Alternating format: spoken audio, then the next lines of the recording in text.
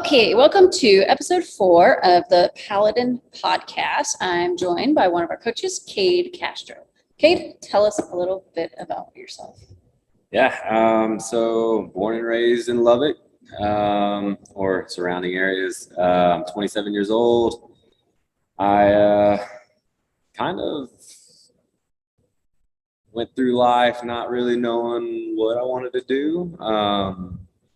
And so when I graduated high school, I was like kind of aiming to be a firefighter. And then when I went to school, just still kind of didn't know what I wanted to do. My mom pushed me in the direction of kind of the business side. And so, as I progressed in school, I worked for our fitness facility at the college and really started picking up on, fitness and this and that. And long story short, I ended up being a coach there and coached there for several years. Now I'm here. I have a 3-year-old little wiener dog. His name's Hank. That's my main man, my best friend. Can be a little turd at times, but he's my pride and joy.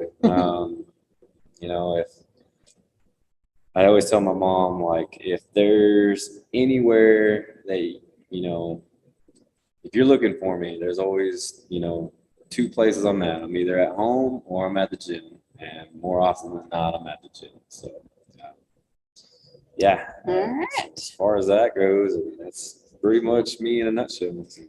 So what got you started with CrossFit?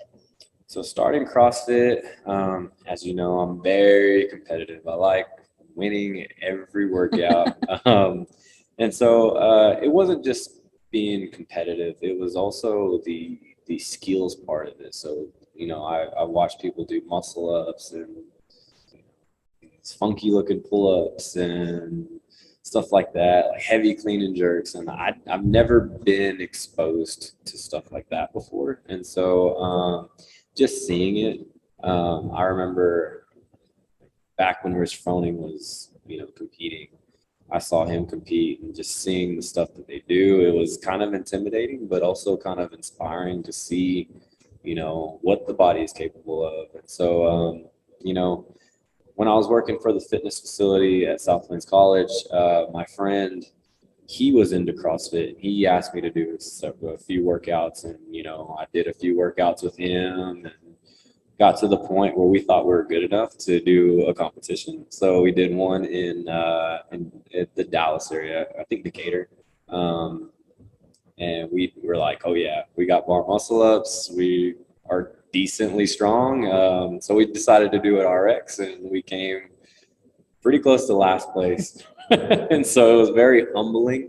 And so that was kind of my introduction to it. And then as far as coaching goes, I told my boss at the time, I said, hey, I just got back from this competition. I actually asked her for time off so I could go to the competition. She asked what it was for. And, I told her, and she kind of told me like, hey, I'm looking for something else, something different, something fresh, so we could, offer at the complex. And, I think CrossFit might be something that will attract our students as well as members. And, she was like, I'll pay for your certification if you stick with me for a year. And I was like, all right, bet I'll do that. Like that's a good deal. And so that's how I started coaching. And I remember my first class so vividly. I had like over 20 people because she was just like, hey, come join the class. Hey, come join the class. And so we had all this faculty and staff, all these students show up. We only had 4 rowers and maybe a couple boxes, and we were very brand new into CrossFit, so we didn't have a lot of the equipment. So when I was in that situation, I was just like, it was overwhelming. And so most people talk about their first class that they take being super overwhelming, but that was the first class you coached. So that's like, pretty overwhelming. So it's like being thrown to the wolves. But I've learned to to deal with big classes, to deal with small classes, and just your regular class. And you know, I think being put in those situations kind of made me a better coach. You know, For sure. but that's kind of what introduced me to CrossFit. And as I got more involved with coaching and more involved with competitions. I started going out and looking for programs to follow, and this and that. And one thing I always wish I would have taken advantage of was actually going to a CrossFit gym and either working out and being part of the community, or at least developing some kind of coaching examples, because Right. A lot of the stuff that I've learned here was brand new to me. Yeah. I think So you kind of observed that you started here in April. in April. But before that, how long did you do CrossFit without having like a true CrossFit home? 6 years. 6 years, Yeah. kind of on your own or out at the college? Yeah, because this past open was my 6th open, or maybe 5 years, 6 years, because Okay. it was my 6th open. So. Yeah. And I mean, you obviously did pretty well on your own, but before I interrupted you, you started to talk about kind of the difference between doing it on your own and doing it like at a gym, at a CrossFit box. What do you feel like are the biggest reasons why you should join a box instead of trying to do it on your own? Yeah, I mean, just being with like-minded people. So for me, that was the biggest thing. Was being on my own. We were at the complex. We were more of a commercial style gym, so you have your machines all over the place, and if you want to work a certain body movement, you go and you do your leg press or this and that. And for me, doing CrossFit on her, doing free weight stuff like a back squat, or doing body weight stuff like a pull up or a chest to bar, toe to bar, it was real foreign. And so a lot of people kind of, I would ask them to do a workout with me, and they're like, no, and it's just kind of that, just like, oh, well, and then you lose motivation too, and so that was what was really hard for me. And when I'm here, or, at CrossFit Paladin, being a part of this community, being a part of, like I said, like-minded people who are wanting to get better. They might not even be at your fitness level, or you might not be at their fitness level, but we all have that same goal, and that's to get better and progress. And it's always awesome to see people's first pull up, or 1 rep max, or whatever it is. And that's something that really inspires me. And and I hope it inspires other people when they watch me,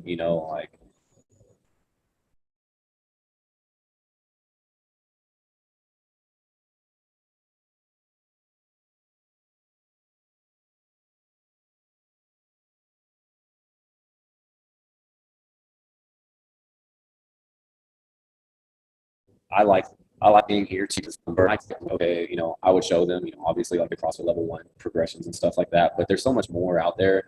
And CrossFit Paladins exposed me to that you can, like, one of the biggest things was weird to me was wall lying hands to feet. I've never heard of that, never would have even thought of something like that. But now it's something like that I'll put, like in my own programming, and we saw it with the open. We think that a wall climb is a scaled movement. I think a lot of people were really shocked to find out that they couldn't even finish the workouts. Yep. Yeah, just that's what excites me, and that's what I like. I'm motivated to come back to be around like-minded people. Yeah, I think that's the community aspect is just a huge part of it, and the like-minded people. Like, if you have a goal and if you're the type of person that wants to continuously get better in life instead of being stagnant or sliding backwards, Right. You've got to surround yourself with people that want to do the same. Right. Because it's so much easier to just stay stagnant or to let yourself slide back. But having that encouragement from the people around you, it's got a fly that's bothering us.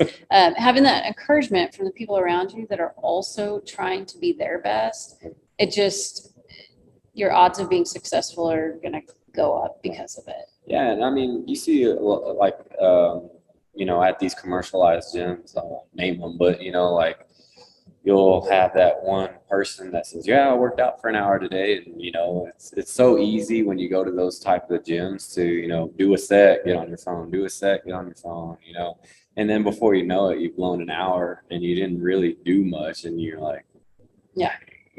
For us, that's like, that wasn't anything. You come to Paladin, we go through a warm up, we go through progressions, we go through the actual workout, and then a cool down, and so we make the most out of that hour, and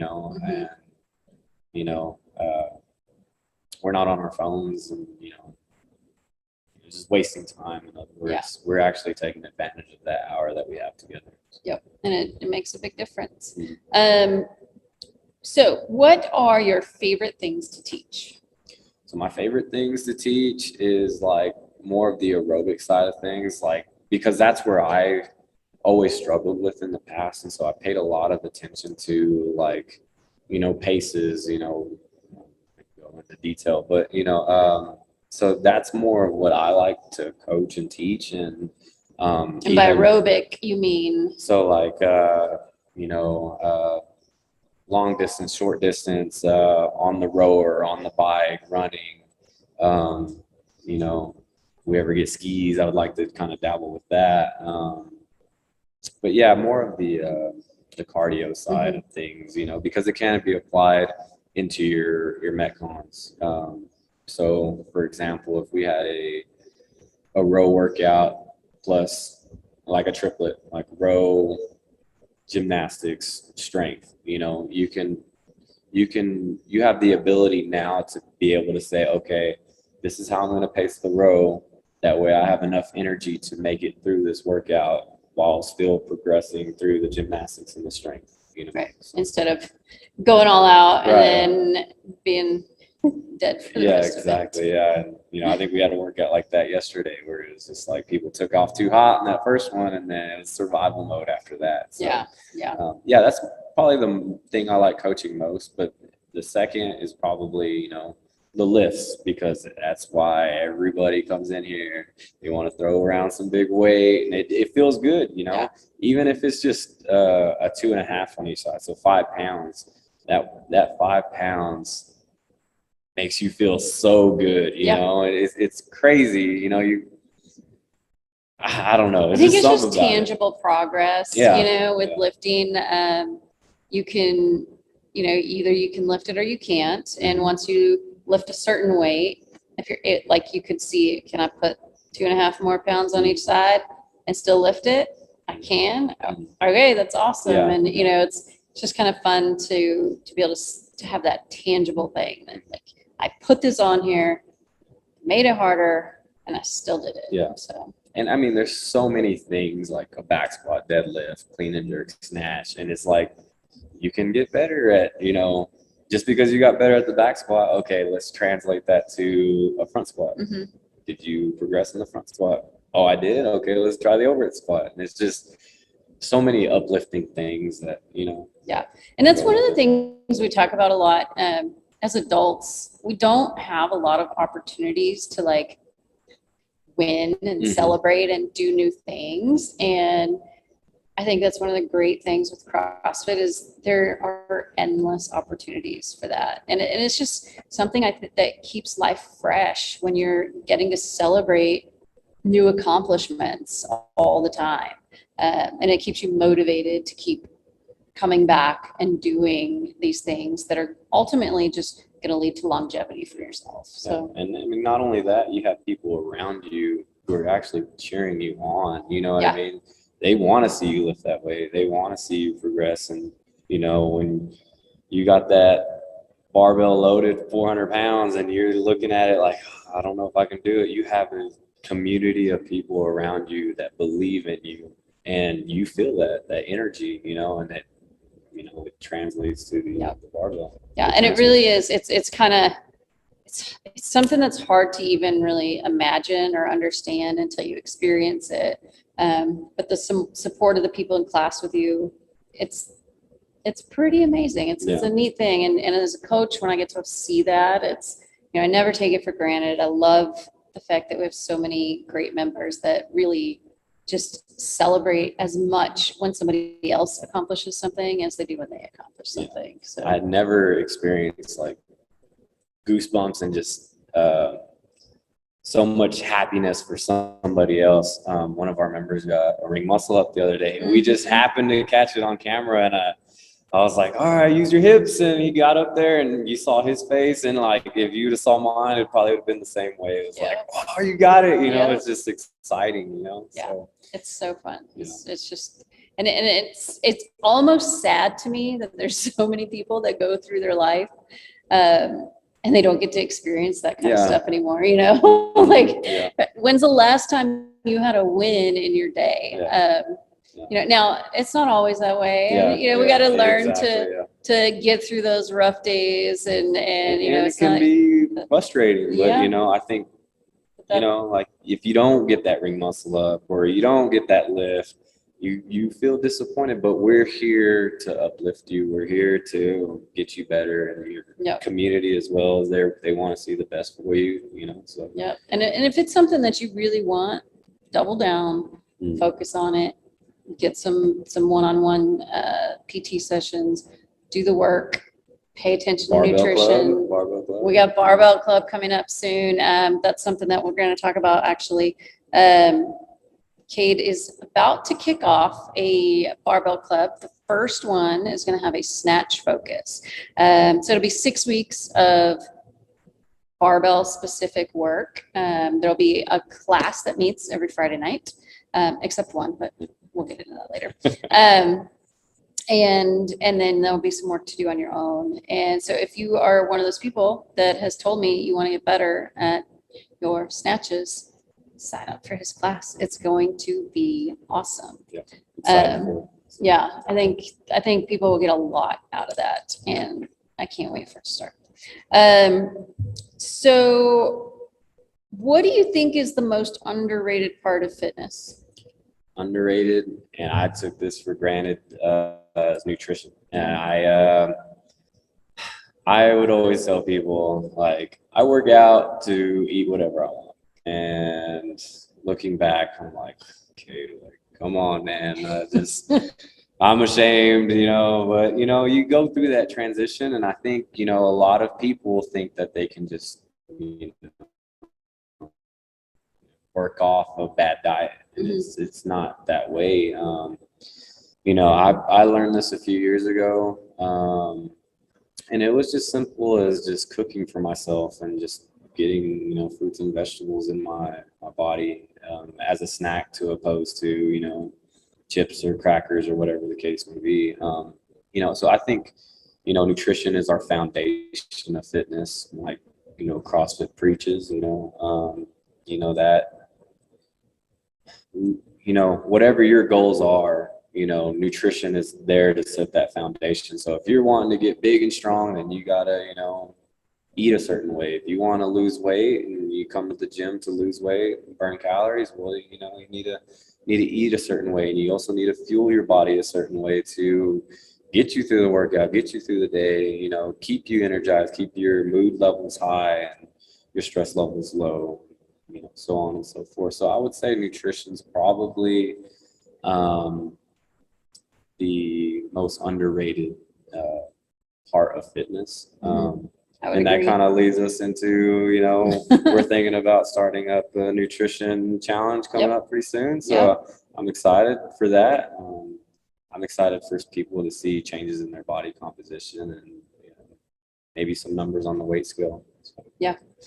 And I would agree with you. Nutrition is the most underrated part of fitness. It can be the most complicated, but it doesn't have to be.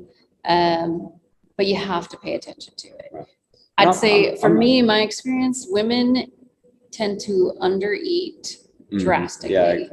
And then they don't understand why they're not getting any stronger. They're not losing weight. They don't have energy. And it's often because they're just not eating enough, and they're not eating quality nutrient dense foods. And so sometimes it just takes just a few months of coaching one-on-one, kind of figuring out where those pain points are, what can we tweak. We don't have to do a complete overhaul most of the time. And I'll say this, like, I'm not perfect. Like, if you saw what I ate in a day, like, you'd be like, that's not, super healthy. Like, I wouldn't think you'd eat that. But, it's the little changes that I've done that has helped me get to the point where I want to be right now, Right. And so, there's always something you can do better. Yeah. But, like you said, there's just little tweaks that you need to make to, get to where you want to be. So. Yeah. What do you think is the most overrated part of fitness? Overrated, probably like real strong, heavy stuff. I think people come in and I think they see other people lift heavy weight or they do this crazy movement and they just feel like, oh, it's on the board, they're doing it, I have to do it. And so I think we need to, take a step back and just kind of check, leave our ego at the door and say, hey, it's okay to scale this. Or it's okay, this, it's okay to do things scaled. And, I follow a program and, there's a lot of things that are way too heavy for me. And I have to suck in my pride and say, hey, this isn't going to make you better. Let's do something that's going to make us better. And so I would think, I think a lot of people, maybe their 1 rep maxes are, it's kind of overrated, it's important, but I don't feel like it should take priority over good everything. Movement. Yeah, good movement. Exactly. Yeah. Yes, so, absolutely. I kind of agree with that. I think that people sometimes get wrapped up in doing something RX, but their movement is just garbage. Yeah. And that makes you cringe when you look at it. And that is not going to lead to longevity and sustainability. And that's our CrossFit. Goal. Yeah, that's our goal. Is longevity. We want them to do good and feel good. Yeah. And if they're coming in going so heavy that it messes up their movement and they come and they, I tweak myself and then it affects you later on, like the next workout and then the next workout and the next workout. And then before you know it, you're like, it kind of puts a stain on CrossFit, that's already and it's generally just out of stubbornness, Yeah. And the other thing I'll see too with if people are just really trying hard for that RX is they're often missing the intended stimulus from the workout, which is just delaying their progress. You'll make progress so much faster if you're able to hit the intended stimulus in the workout. So, we had a workout last week. You're supposed to do these movements every round for as long as you can, for as many minutes. Every round is a minute long. You have these 3 movements. You're supposed to complete all the reps in them and then have rest time. It's one of those workouts where the people look at it and they're like, I can do that. I can do those movements. But they might get 2 or 3 rounds. And that is not the intent. The intent is to be able to hang for several rounds. And so instead of kind of backing off and doing a somewhat easier version so they can build up their capacity, they just every time keep trying to do it. And then, we've done this benchmark. We've probably done this particular one 4 or 5 times. And instead of making a lot of progress, there's like no progress made. And then they wonder why, like, hey, like we've done this several times. I'm not getting any better. Or even if they don't say that, they know I didn't get any better at this. Yeah. Well, like talk to your coach and ask them like, hey, what do you suggest? And more often than not, they're going to say, scale it down. And then you as the member or the athlete have to just accept it, and say, okay, I trust what my coach is doing. It's for the better. And then later on, when we test it again, maybe go for that RX or try to beat your last score. And then you can see that progression. And, Yeah. better from there. So. Yeah, I think, and that brings you to like, it brings up a good point. Like, you're one of the coaches here. We all have everybody's best interests in mind. And, you know, we really want people to do well over the long run. You know, sometimes when we make our recommendations, it's just based on that particular workout that day in that moment. Sometimes it's based off of down the road, and we're trying to set you up for success down the road. And, you know, most of the workouts that we have, we're training, we're practicing, we're not competing.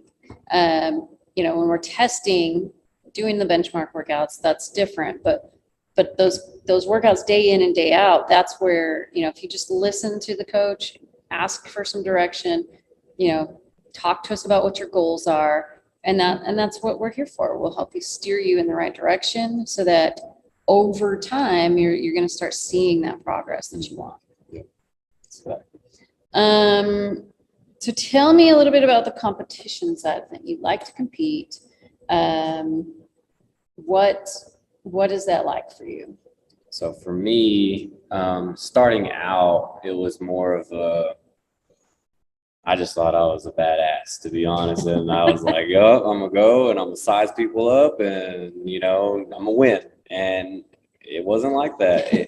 Surprise. Yeah. I was very humbled by every competition. I actually did a competition. I think my second one ever was at Paladin. Really? At the old gym. So, you know, over time, it's kind of put that pressure on me to, one, hold myself accountable to do workouts and, you know, like get all the practice and training I need to get in. And also,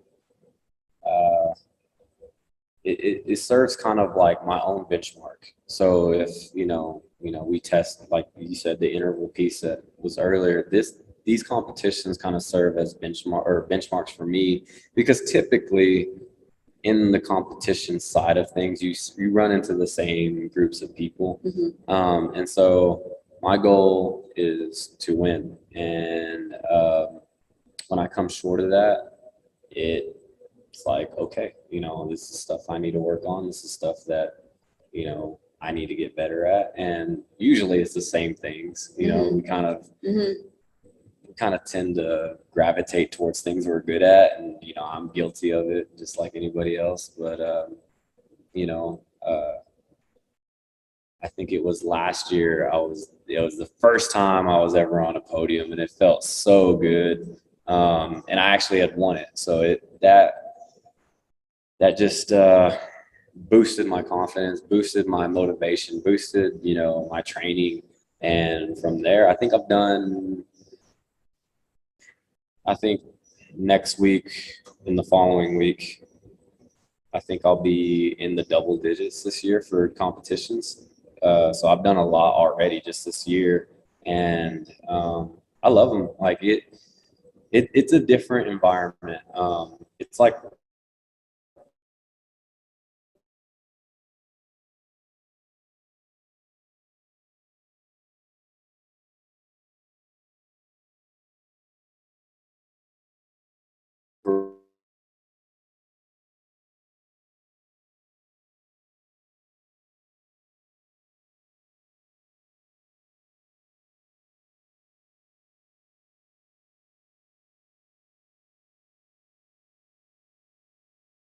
all the progressions that I've been doing, all finding better marks. But it's also nice to be around, like I said, like-minded people like yourself, because they want to win also, you know, right. So they're going to do whatever they have to do to win.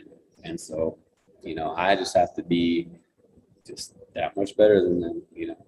So, and traveling, obviously, like, I'm not a huge fan of it, but, you know, other people are. In May, I went to Arizona, and it was awesome. Like, I wouldn't think Arizona was like the place to go, but I went. I actually had a very good time. Yeah. You know, I think of Arizona as like a desert. You know, I mean, it's pretty deserty. Yeah, but I mean, it was a nice desert, so so I actually enjoyed myself. So yeah, traveling has its perks, and you know, you meet people, you know, all around the world, and you know, it's cool. Is Arizona the farthest competition you've Yeah, farthest competition I've been to. It wasn't the biggest. The FitX experience was probably the biggest one that I participated in.